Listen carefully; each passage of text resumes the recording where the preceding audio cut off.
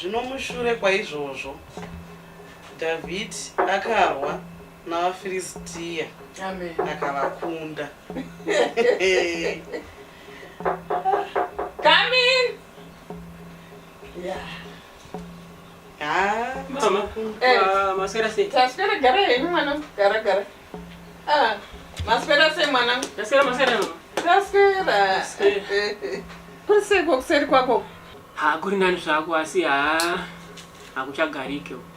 Kochishi. Ndakashaiwa mafoni angu. 2 ese. Iko zvinezvi nhasi makuseni. Ndiri kutobika handiti. Ndikati arika ndibuda hangu ndimboenda panze munoona kuti pane zvanaida unotsvaga handiti. Ndikudzoka ndikuona poto yangu yemuriwo hapana pamoto. Poto yemuriwo? Ndaishaiwa. Yesu. Saka hai ndakuti zvakutondishaisawo kana mufaro pamba panapa mama. Ko hausi kuinvita mafriends akawanda here. Mama, inga zvamunongoziva kuti nini ndokogara ndiri ndega panapa. Handina kana mashamwari anombouya pano. Come in.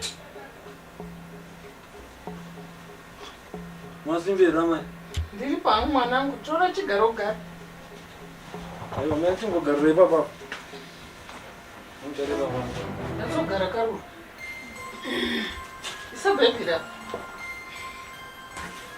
Amai. Mwana.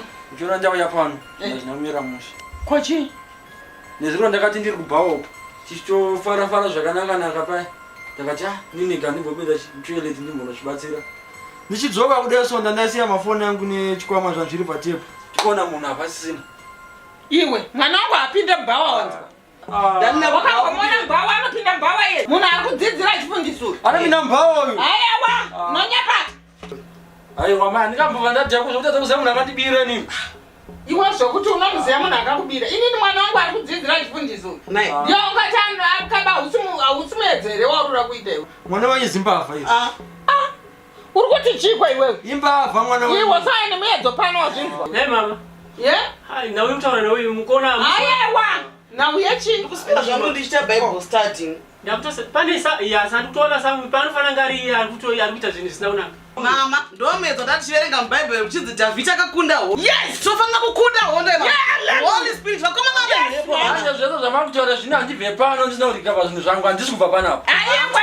Unakomushe mani. Aiwa. Aunyari. David akakunda hondo. Tofanira kutokunda hondo iyi mama. Iyo foni yangu ikuri, haisi foni yangu ikuri. Foni yangu ikuri mama. Aiwa, anafani. Foni yangu ikuri. Anafani mani we. Anafani. Ndio, mbona namba za namba. Anafani. Anafani. Mwanangu anafani. Aisipari foni. Nina. Aisipari foni. Anataka mapulisa.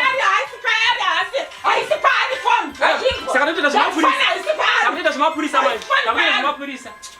Woza nonsense. Foni yangu iri kurira pana. Aiwa,